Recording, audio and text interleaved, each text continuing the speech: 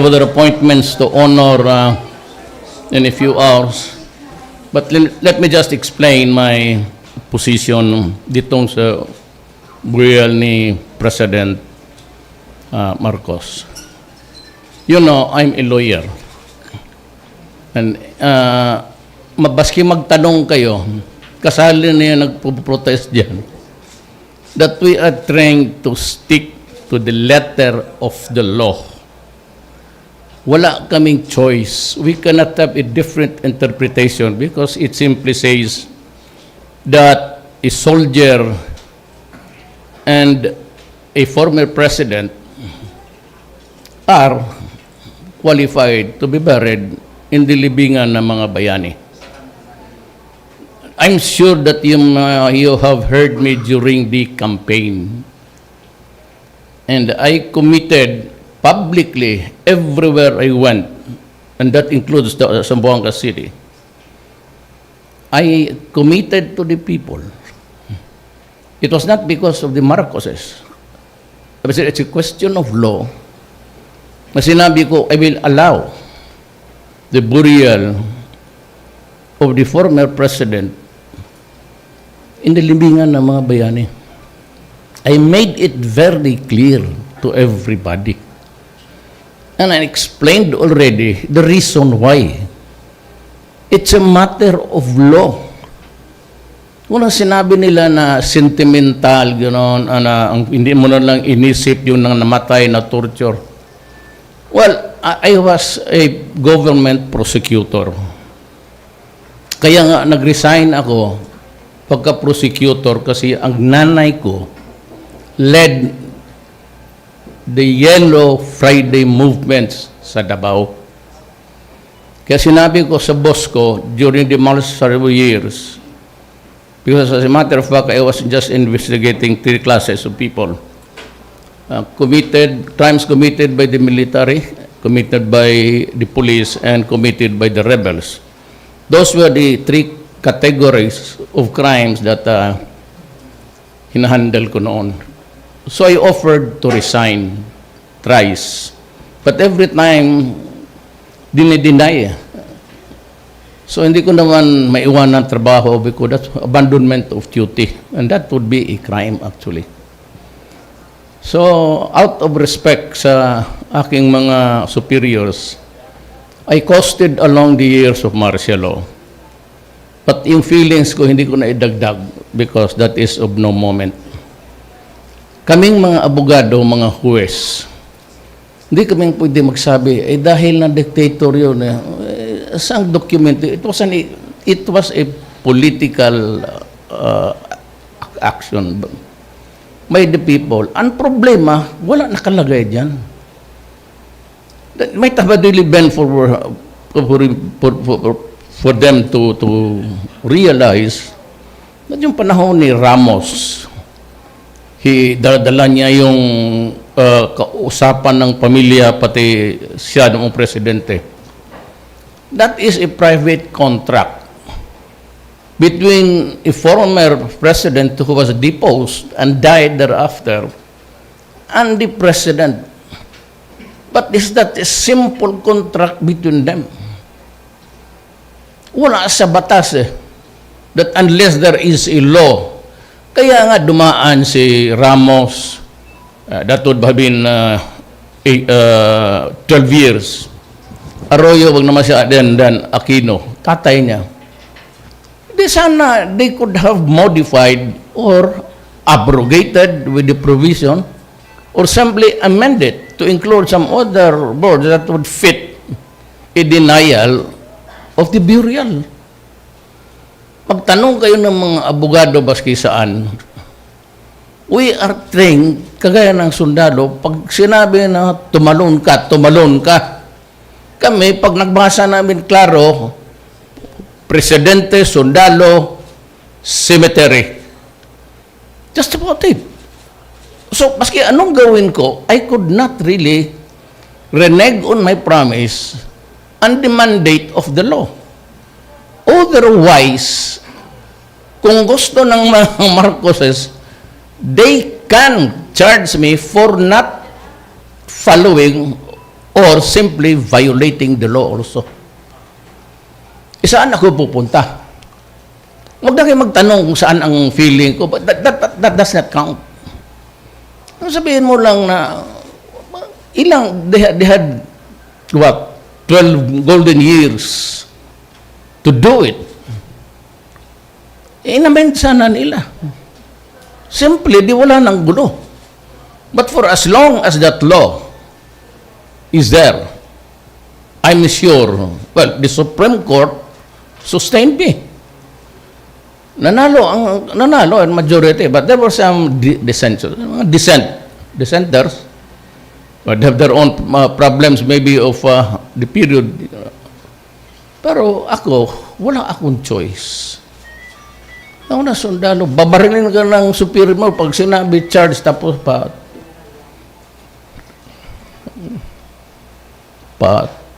patakot-takot ka dyan, pakaward-kaward nga, ikaw pa yung mabaril ng mga kasama mo. Ako naman, either I do it, ang yan ang mahirap eh.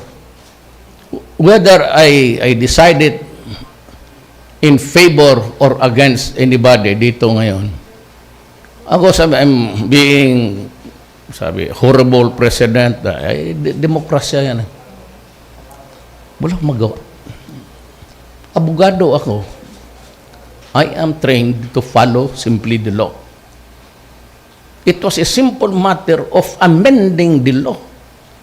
And they had about, I said yung nanay, pati ang anak, that, how,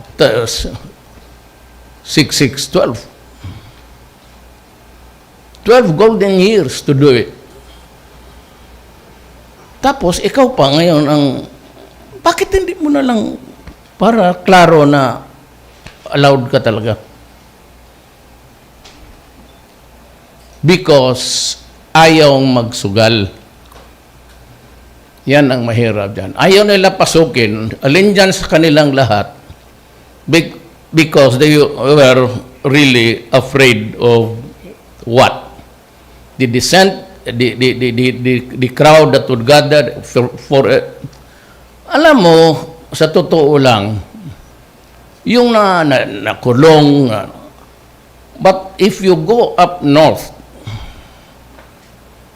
it's almost 98% of the all Ilocano-speaking regions. Naghihinakit yan.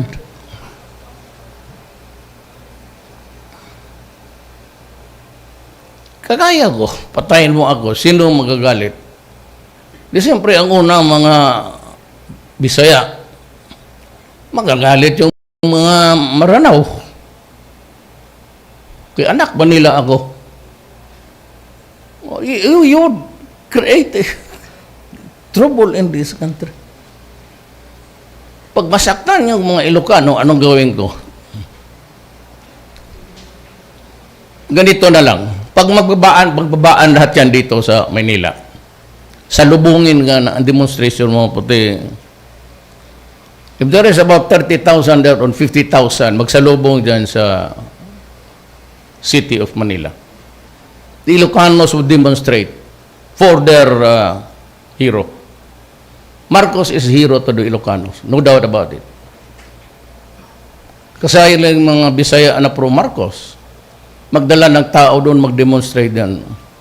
Kung magsalubong lahat, can we control it?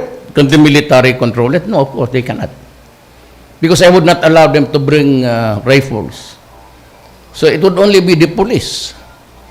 So what would happen? Ilan kaya ang mamatay sa bugbugan o if anybody carries a gun? Ilagay mo ang ano eh. Hindi na ako iniisip ko lahat. What would be the impact on this sa Ilocandia? Ilocandia is the Ilocano-speaking Filipinos up north.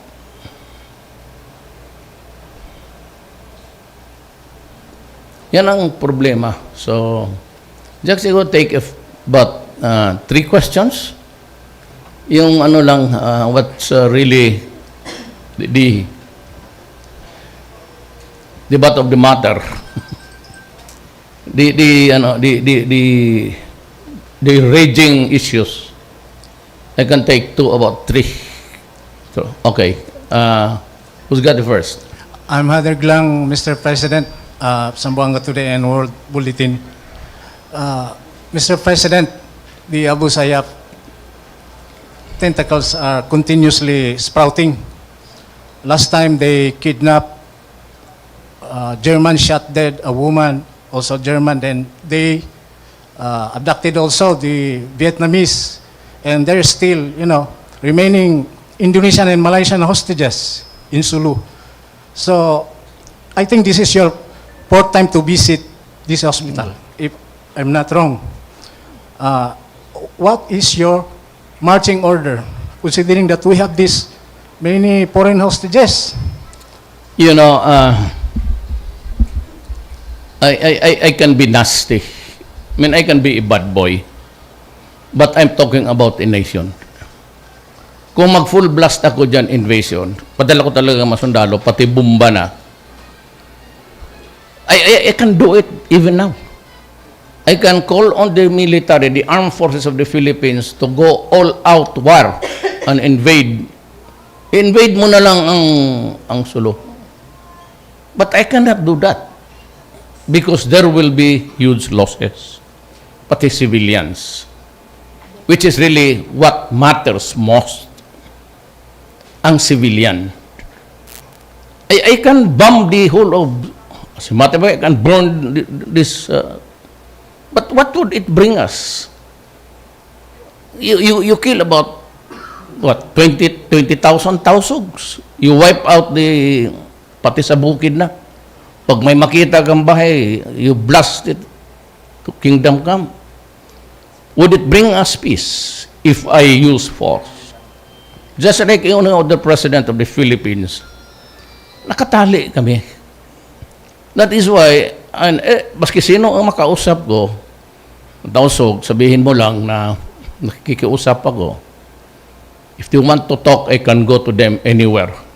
I can go alone. Wala ma rin silang makuha kung patay nila ako. Sabi ko lang, mag-usap tayo. Let us give our people a chance. We cannot be forever treating human beings here seriously wounded at yung mga Abu Sayyaf na namatay. Hindi naman isang, puro ito namatayan. And every life that is taken out because of what belief I do not know. Ang problema lang is they are into extremism na hindi dapat gawin. Sa ibang bayan, okay yan. Pero hindi dapat gagawin ng isang Samayakan, Tausug, Magkindanao, Maranao. Sabi ko nga doon sa pag nauwi ako sa Iligan na kasi kami, nawi ko yung mga pinsan ko ay may na-left, Wala kayong makuha dyan, being brutal. Ano makuha ninyo? What would you gain? What would you cultivate? Hatred. Ang mga Kristiyano dyan namatay, hindi naman talaga maariglo yan. Lalo na kung mag-invade ako na, I can do more if I want to. If it's just a matter of stopping it in the meantime, for the nonce at this moment, I can do it. I can say, lalo na wala na ang bakante na ang mga sundalo sa Luzon pati Visayas. Because we're having talks with the communists in Oslo. The Norway provided the good offices sa diplomacy to provide the space for us to talk. Bakante na ang mga sundalo ko. I could send everybody here solo and order the entire place taken by force. Bomba na ang gamitin ninyo. At the end of the day, what can I say to the Filipino?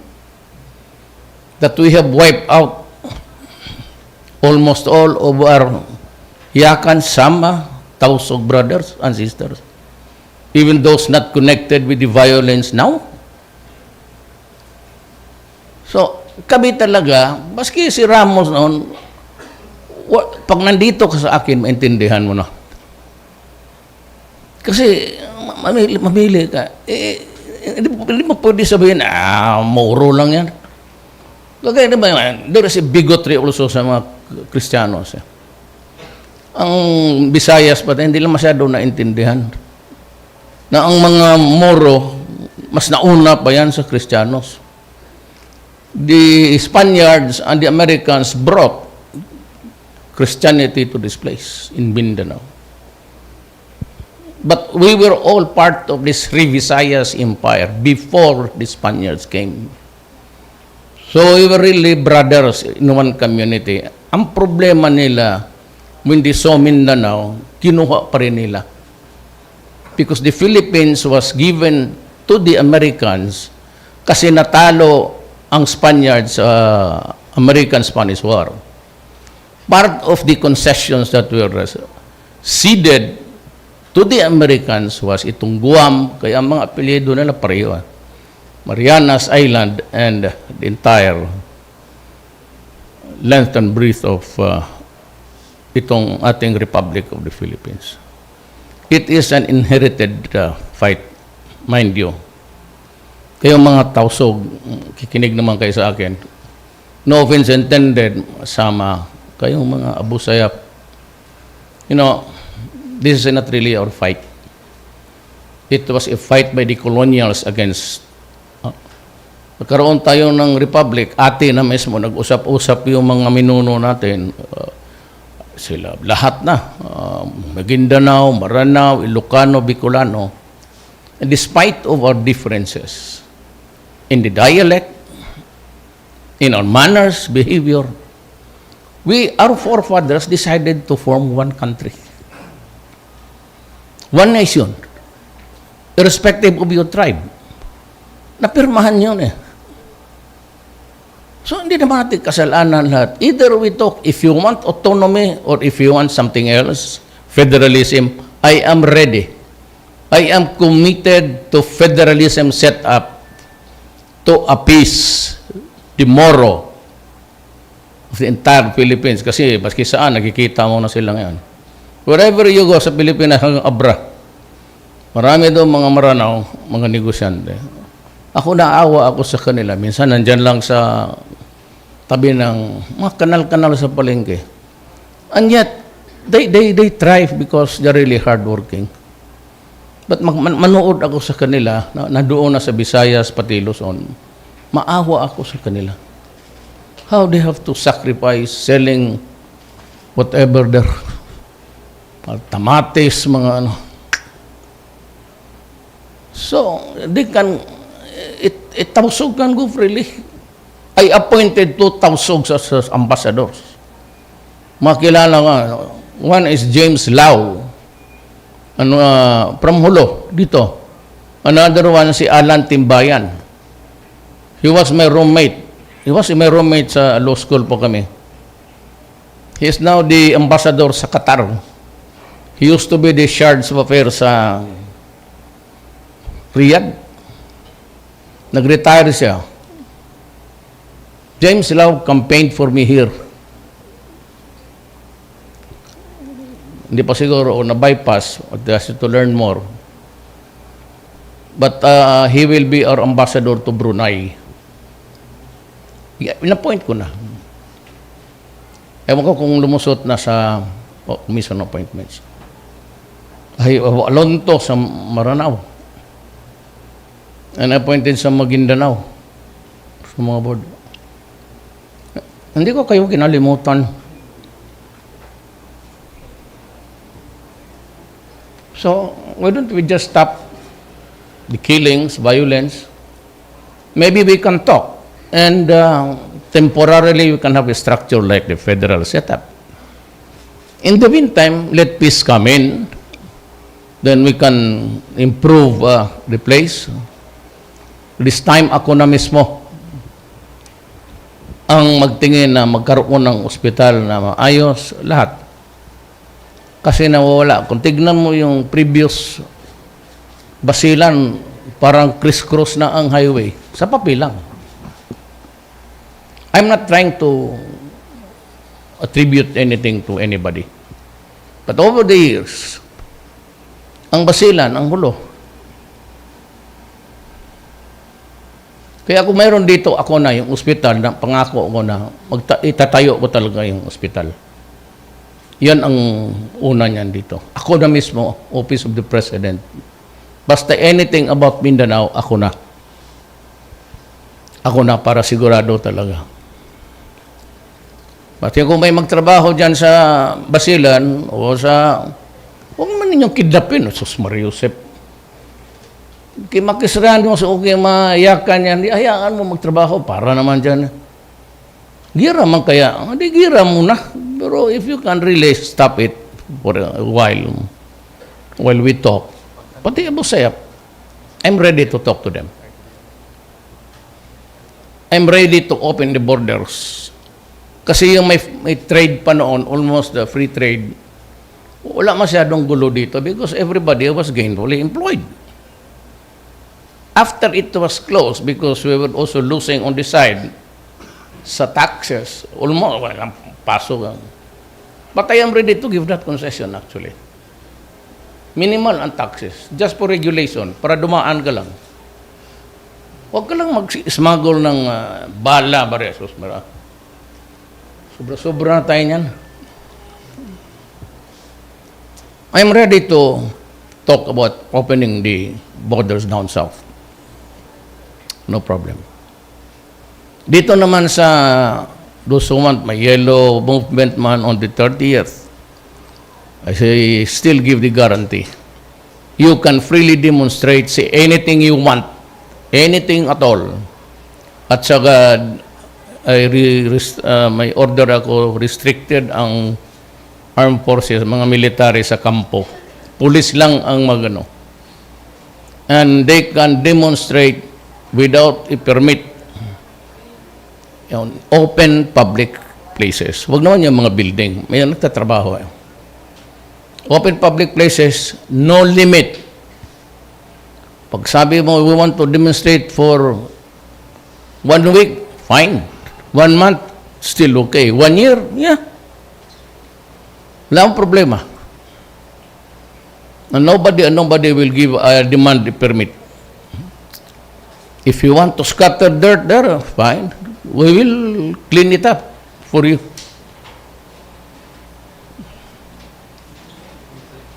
Sir, good afternoon po, sir. Cedric Casilipo from GMA7. Sir, hingan lang namin kayo ng pananaw po doon sa House probe on Ronnie Dayan yesterday. Some lawmakers are receiving flack. Sinasabi na medyo improper. VP Lenny said na bordering on harassment, I think is what she said, yung mga questions ng mga lawmakers, Mr. No, President. I'm looking at the sky, only there's a cover. Alam mo, I was once a congressman, 1998 to year 2000. So I'm sorry I cannot answer that because with in deference to our interparliamentary, I cannot criticize them. I cannot praise them. So I better keep silent. Let the judge, the people of the Republic of the Philippines, judge the event any way they want it. This is a free country. Maybe question. another one? Good afternoon, Mr. President. I am Yes. Shirley Espino from Radyo ng Bayan. Do you think your campaign promise to eradicate illegal drugs in the country can be achieved next month, or do you have another timeline for that? We just had a big operation, both military and the PNP. And we have gathered so many firearms. But same, I can bomb the whole of, pag makita ko yung bahay nila, I cannot do that because we cannot wage a war against our own people. So it has to be just a peace and order, punitive police action. It cannot be converted into something. Ako ang nag-declare ng war. So that is that's why they want to investigate me sa International Court of, Where can you find when you threaten rebels and mga drug lords, sabihin mo, you destroy them? Of course, you have to destroy them. I admit it, but it's not a crime to say that. Ito lang mga puti ang mahilig niyan. Hayaan mo sila. Istorya mo lang rin yan. How can it be a crime to declare that if you destroy my country, I will kill you? If you destroy the youth of the land, I will kill you. That is a legitimate declaration. So do it at your own risk. Ibig sabihin yung drug. Extrajudicial killing? I don't know. I never ordered one. So let us investigate. But until now, I could hardly find any, in the first place, there are so many police and naunahan tayo ng iba. Actually, we are in narco-politics. We have been, 3 elections ago. Ang narco-politics nandyan na. Dumating na sa mga governor, mayors, barangay captains, thousands of them, police nandyan. So, they are in the government, we are in narco-politics. Now, how do I solve it? Pag-aralan namin. Tawagin ko yung police, anong gawin natin dito? Tanungin ko armed forces. Why? You are the guys that would maintain the integrity of the Republic of the Philippines. What do you intend to do? What can you suggest that we do? So pag-usapan na, it cannot last way beyond my term. Ang promise ko noon basic I will stop graft and corruption. And I'm really doing, I've demanded the resignation of the regulators. Tawag niya regulators, hindi mo yan sila parob-rob mo yan. They're just called regulators because how can you trust people who are corrupt na sila yung naghihiri ng magkano ang bayad mo niyan sa ilaw? So how can you have a government gado na sino magbayad at tao? If they favor the rich, the owner of the power plants, diyan na mayayari ang tao. Because a hearing should be had before increases can be made. So if you're a corrupt official and your actuations are governmental acts, walang magawa ang tao.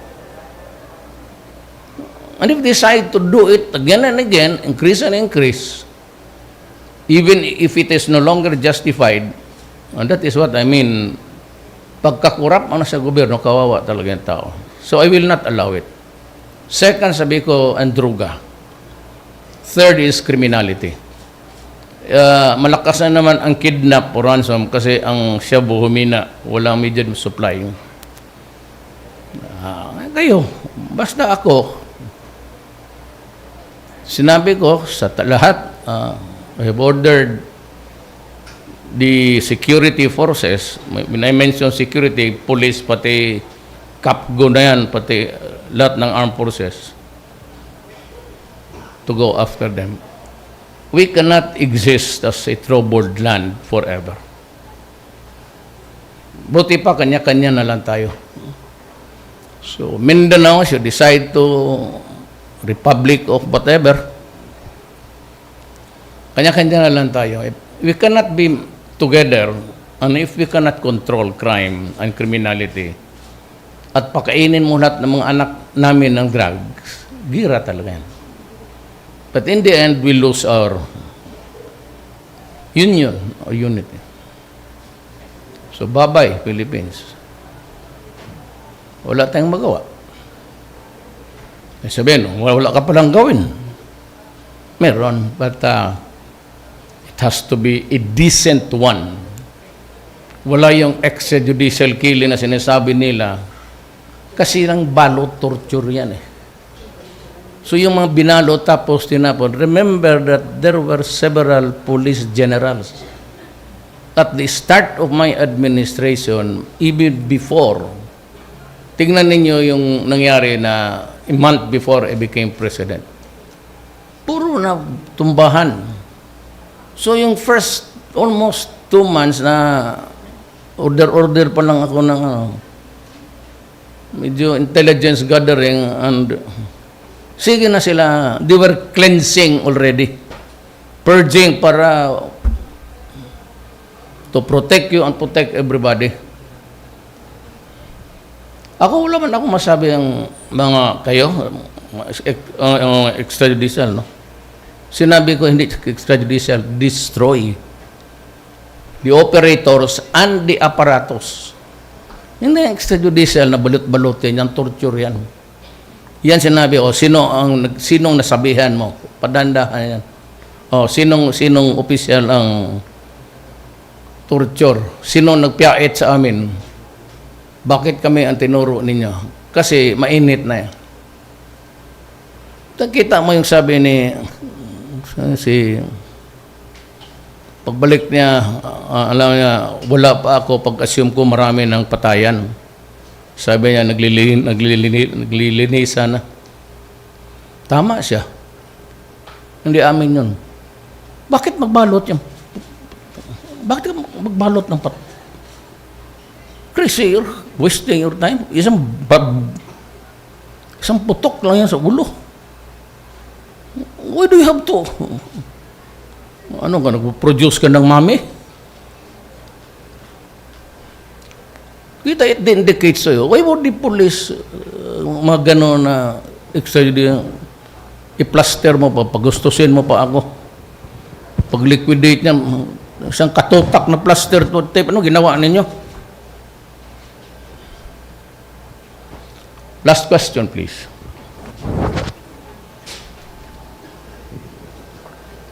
Mr. President, good afternoon. Julia Good Lipala afternoon. po ng Philippine Daily Inquirer. Sir, matanong ko lang po, sir, may bago ho bang directive ang inyong tanggapan regarding this operation against Abu Sayyaf? Kasi the last time you've said, go on with the war on terror, and with the increased number of kidnapping, sir, may pagbabago ho ba? Do you have any plans to intensify further? Magkakaroon ba ng Christmas break? Ma'am, ganito. Sorry po. Sorry rin for interrupting. Go ahead. Ano? Opo, magdadagdag po ba rin ng panibagong puwersa at gamit? Yun po. Alam mo, ma'am, nag-usap na kami doon sa Brunei, nag-usap kami ng Indonesia, doon sa Laos. And recently, I visited Malaysia. Ang usapan talaga, na sabi nila, Presidente of the Philippines, do something about the problem.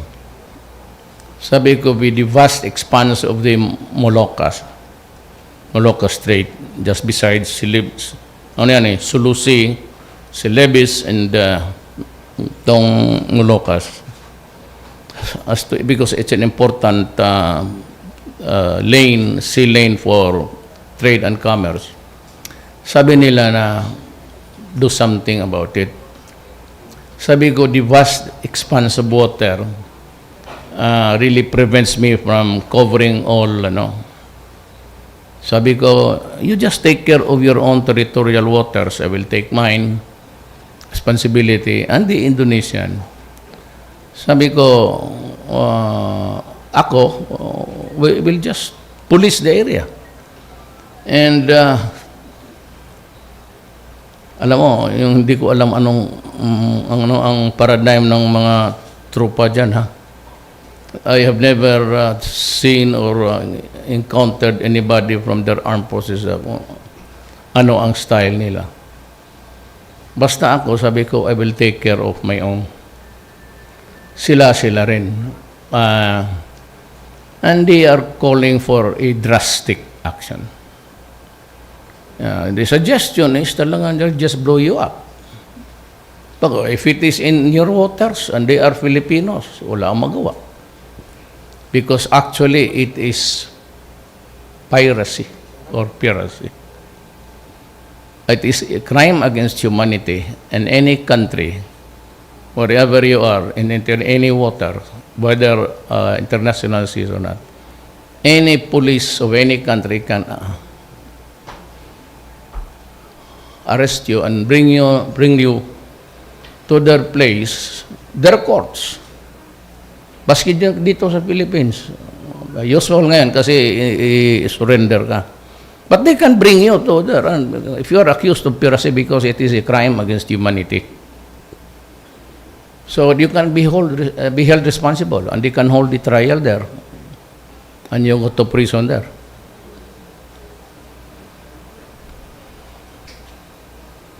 Okay?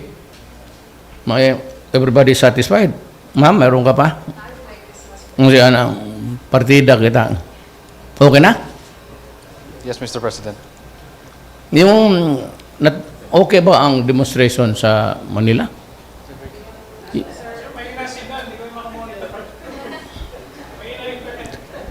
What was the last one? Were they able to march? I think mostly parang millennials po, mga college students yata yung mostly nagagather at the moment, sir. So I share their right. I said, I may disagree by what you say, but I will defend your right to say it. That's disarray of those are borrowed terms, words. Salamat po. Thank you, Mr. President.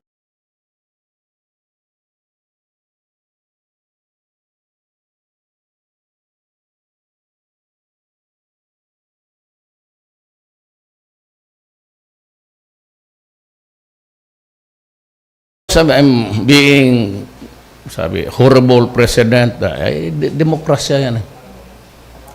Walang magawa. Abogado ako. I am trained to follow simply the law. It was a simple matter of amending the law. And they had about, I said yung nanay, pati ang anak, that, how, 6, 6, 12. 12 golden years to do it. Tapos, ikaw pa ngayon ang, bakit hindi mo na lang para klaro na allowed ka talaga? Because ayaw magsugal. Yan ang mahirap dyan. Ayaw nila pasukin. Alin dyan sa kanilang lahat. Because they were really afraid of what? The dissent, the crowd that would gather for alam mo, sa totoo lang, yung nakulong, but if you go up north, it's almost 98% of the all Ilocano-speaking regions. Naghihinakit yan.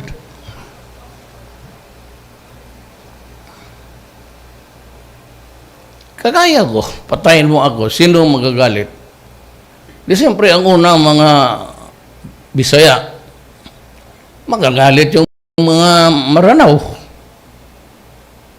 Kaya anak ba nila ako? You would create trouble in this country. Pag masaktan yung mga Ilocano, anong gawin ko? Ganito na lang. Pag magbabaan lahat yan dito sa Manila, salubungin nga na ang demonstration mo, puti. If there is about 30,000 there on 50,000, magsalubong dyan sa city of Manila. The Ilocanos would demonstrate for their hero.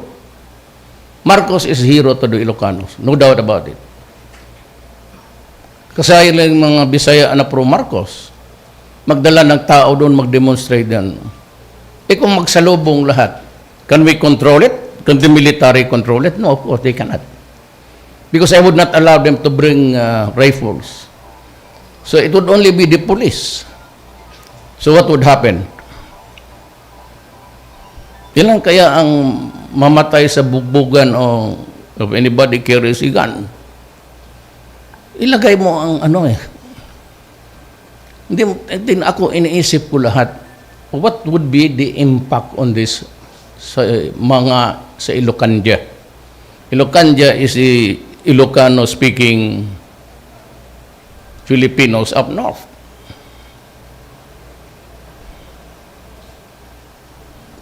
Yan ang problema. So, just go take about 3 questions. Yung ano lang, what's really the butt of the matter. the raging issues. I can take about 3. So, okay. Who's got the first? I'm Hader Glang, Mr. President, Zamboanga Today and World Bulletin. Mr. President, the Abu Sayyaf tentacles are continuously sprouting. Last time they kidnapped German, shot dead a woman, also German, then they abducted also the Vietnamese, and there's still, remaining Indonesian and Malaysian hostages in Sulu. So, I think this is your 4th time to visit this hospital, if I'm not wrong. What is your marching order, considering that we have this many foreign hostages? You know, I can be nasty. I mean, I can be a bad boy. But I'm talking about a nation. Kung mag-full blast ako dyan, invasion, padala ko talaga masundalo, pati bomba na, I can do it even now. I can call on the military, the armed forces of the Philippines, to go all-out war and invade. Invade mo na lang ang Sulu. But I cannot do that because there will be huge losses, pati civilians, which is really what matters most, ang civilian. I can bomb the whole of, as a matter of fact, I can burn this, but what would it bring us? You kill about, what, 20,000 tausugs. You wipe out the, pati sa bukid na. Pag may makita kang bahay, you blast it to kingdom come. Would it bring us peace if I use force? Just like yung the President of the Philippines, nakatali kami. That is why, maski sino ang makausap ko, tausog, sabihin mo lang na nakikiusap ako. If they want to talk, I can go to them anywhere. I can go alone. Wala ma rin silang makuha kung patay nila ako. Sabi ko lang, mag-usap tayo. Let us give our people a chance. We cannot be forever treating human beings here seriously wounded at yung mga Abu Sayyaf na namatay. You know, hindi naman isang, puro ito judicial killing. I don't know. I never ordered one.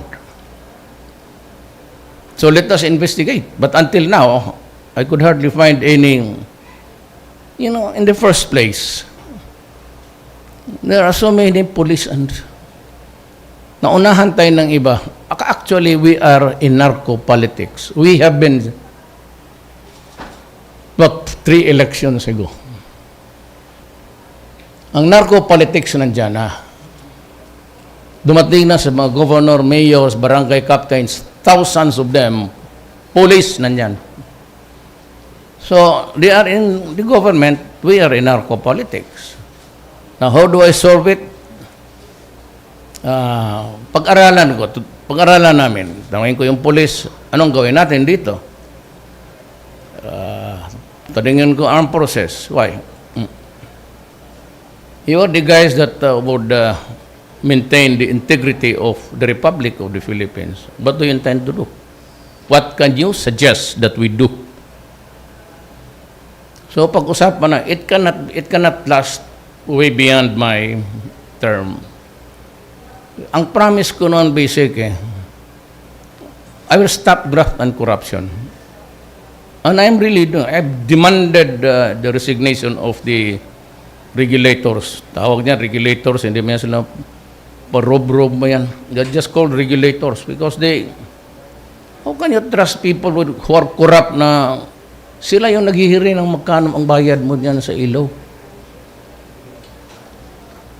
So how can you have a government gano'n na sino magbayad at tao? If they favor the rich, the owner of the power plants, Diyan na mayayari ang tao.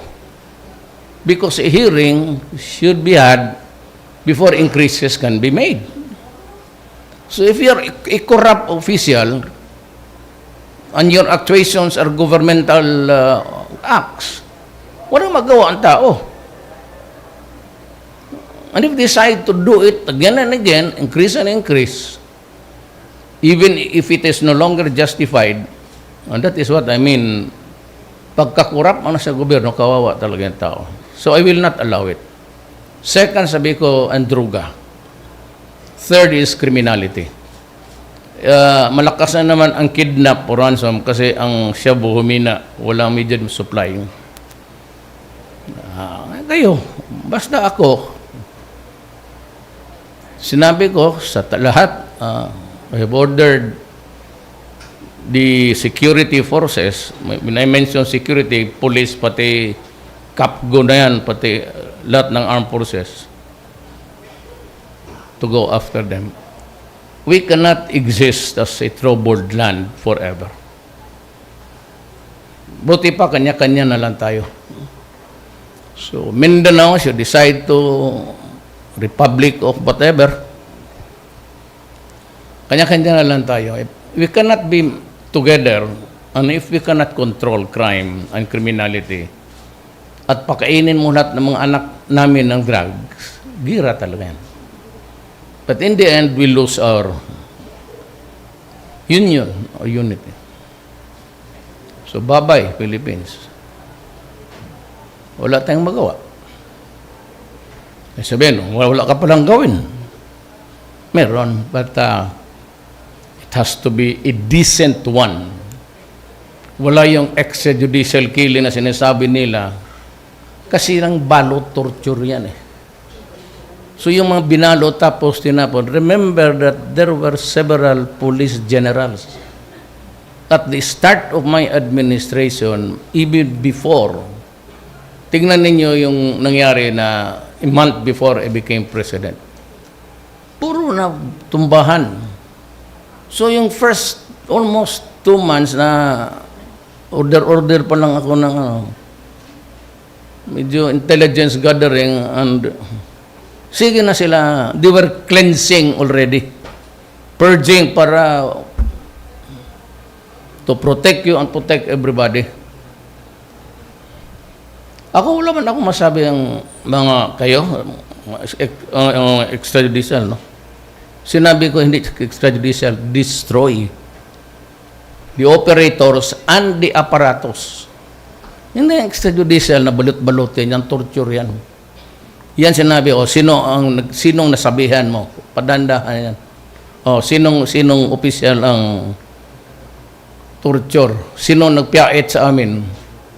Bakit kami ang tinuro ninyo? Kasi mainit na yan. Kita mo yung sabi ni pagbalik niya, alam niya, wala pa ako pag-assume ko marami ng patayan. Sabi niya, naglilinisan na.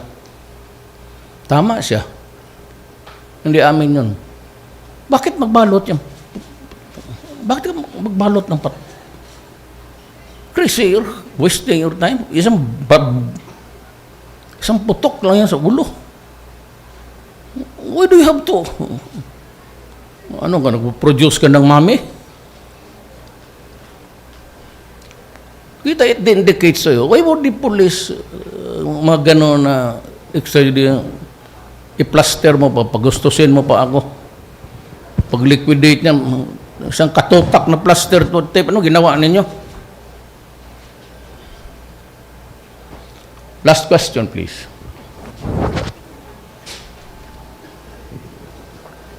Mr. President, good afternoon. Julia Good Lipala po afternoon. ng Philippine Daily Inquirer. Sir, matanong ko lang po, sir, may bago ho. Hindi ko kayo kinalimutan. So, why don't we just stop the killings, violence? Maybe we can talk. And temporarily, we can have a structure like the federal setup. In the meantime, let peace come in. Then we can improve the place. This time, ako na mismo ang magtingin na magkaroon ng ospital na maayos, lahat. Kasi nawawala. Kung tignan mo yung previous Basilan, parang criss-cross na ang highway. Sa papel lang. I'm not trying to attribute anything to anybody. But over the years, ang Basilan, ang gulo. Kaya kung mayroon dito, ako na yung ospital, na pangako ko na itatayo ko talaga yung ospital. Yan ang una niyan dito. Ako na mismo, Office of the President. Basta anything about Mindanao, ako na. Ako na para sigurado talaga. Pati kung may magtrabaho dyan sa Basilan o sa... Huwag man ninyong kidnapin. Sus Mariusep. Kaya makisrahan mo sa okay mayakan yan, di hayaan mo magtrabaho para naman dyan. Gira man kaya, di gira mo na. Pero if you can really stop it for a while we talk, pati Abu Sayyaf, I'm ready to talk to them. I'm ready to open the borders.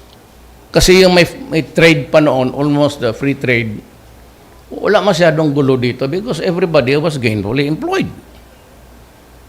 After it was closed, because we were also losing on the side sa taxes, almost walang pasok. But I am ready to give that concession actually. Minimal ang taxes, just for regulation, para dumaan ka lang. Huwag ka lang mag-smuggle ng bala, baresos, bara. Sobra-sobra na tayo niyan.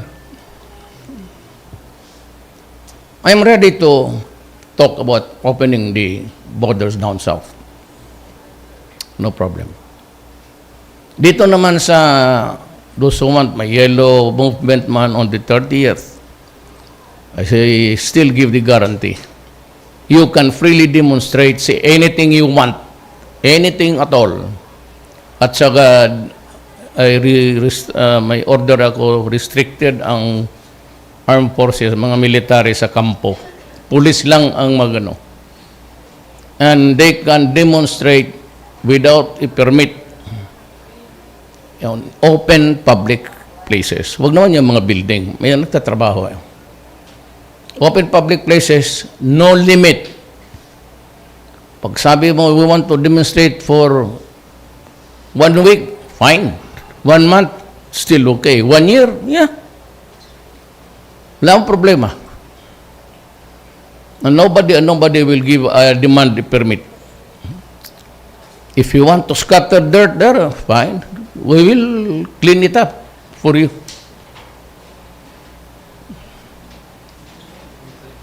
Sir, good afternoon po, sir. Cedric Casili po from GMA7. Sir, hingan lang namin kayo ng pananaw po doon sa House probe on Ronnie Dayan yesterday. Some lawmakers are receiving flack. Sinasabi na medyo improper.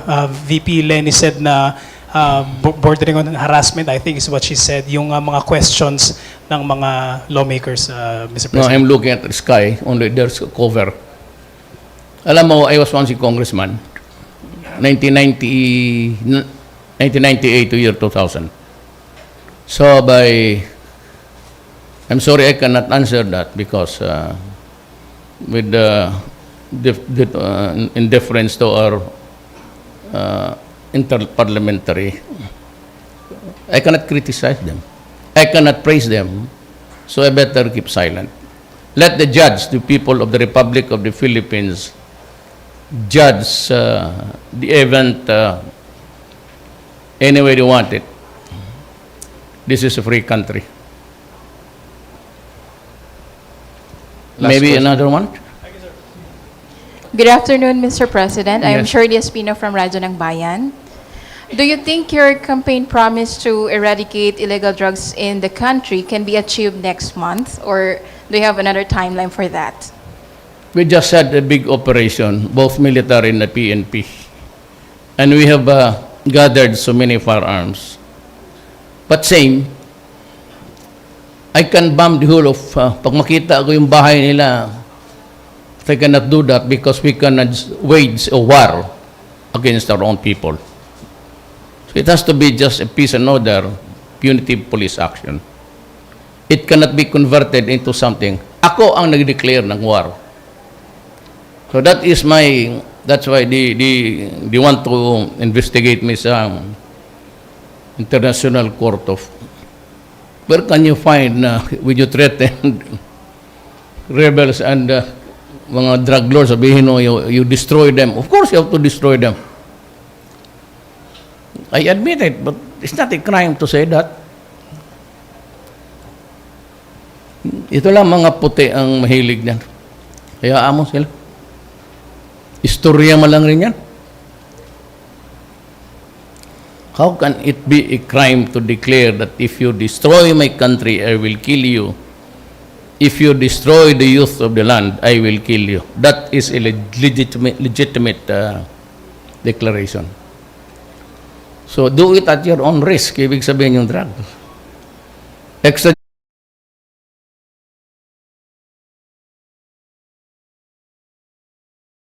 other appointments to honor in a few hours. But let me just explain my position ditong sa burial ni President Marcos. You know, I'm a lawyer. And mabaski magtanong kayo, kasali na yung nagpo-protest dyan, that we are trying to stick to the letter of the law. Wala kaming choice. We cannot have a different interpretation because it simply says that a soldier and a former president are qualified to be buried in the libingan ng mga bayani. I'm sure that you have heard me during the campaign. And I committed publicly everywhere I went, and that includes Zamboanga City. I committed to the people. It was not because of the Marcoses. It's a question of law. Na sinabi ko, I will allow the burial of the former president in the libingan ng mga bayani. I made it very clear to everybody. And I explained already the reason why. It's a matter of law. Unang sinabi nila na sentimental, gano'n, hindi mo na lang inisip yung nang namatay na torture. Well, I was a government prosecutor.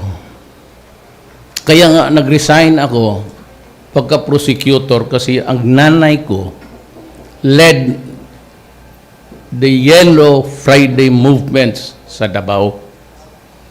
Kaya sinabi ko sa boss ko during the multiple years, because as a matter of fact, I was just investigating 3 classes of people. Crimes committed by the military, committed by the police, and committed by the rebels. Those were the 3 categories of crimes that hinahandle ko noon. So I offered to resign thrice. But every time, dinideny. So hindi ko naman maiwan ng trabaho because that's abandonment of duty. And that would be a crime actually. So out of respect sa aking mga superiors, I coasted along the years of martial law. But yung feelings ko, hindi ko na idagdag because that is of no moment. Kaming mga abogado, mga huwes, hindi kaming pwede magsabi, dahil na dictator yun, saang dokumento, it was a political action by the people. Ang problema, wala nakalagay dyan. That might have really been for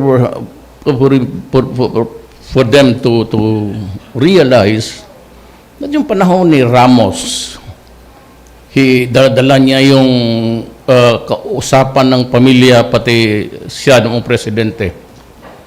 That is a private contract between a former president who was deposed and died thereafter and the president.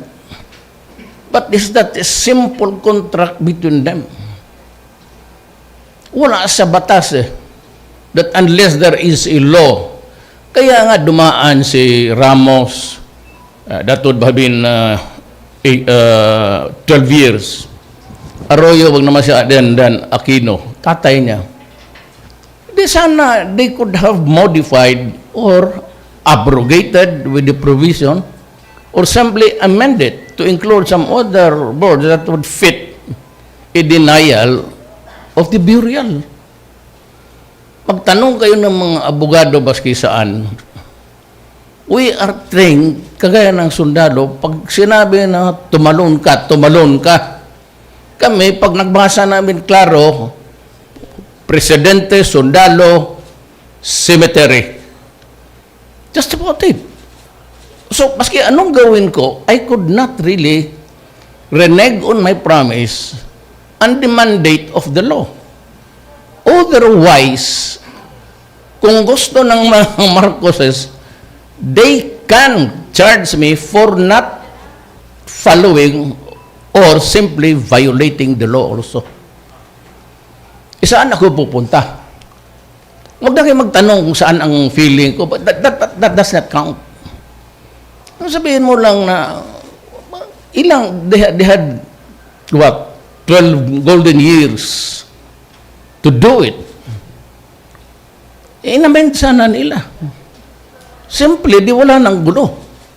But for as long as that law is there, I'm sure, well, the Supreme Court sustained me. Nanalo ang majority, but there were some dissenters, but have their own problems maybe of the period. Pero ako, wala akong choice. Ako na sundalo, babarilin ka ng superior mo pag sinabi charge, tapos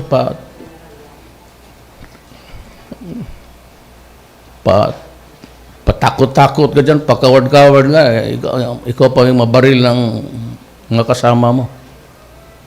Ako naman, either I do it, yan ang mahirap eh.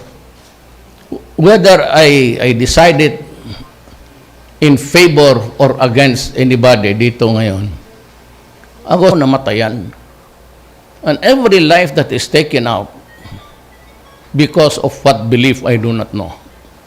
Ang problema lang is they are into extremism na hindi dapat gawin. Sa ibang bayan, okay yan. Pero hindi dapat gagawin ng isang Sama, Yakan, Tausug, Magkindanao, Maranao. Sabi ko nga doon sa pag nauwi ako sa Iligan na kasi kami, nabi ko yung mga pinsan ko ay may naleft, Wala kayong makuha dyan, being brutal. Ano makuha ninyo? What would you gain? What would you cultivate? Hatred. Ang mga Kristiyano dyan namatay, hindi naman talaga maariglo yan. Lalo na kung mag-invade ako na, I can do more if I want to. If just a matter of stopping it in the meantime, for the nonce at this moment, I can do it.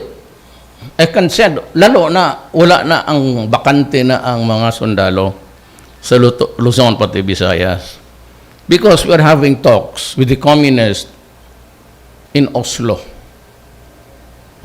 The Norway provided the good offices sa diplomacy to provide the space for us to talk. Bakante na ang mga sundalo ko. I could send everybody here solo and order the entire place taken by force. Bomba na ang gamitin ninyo.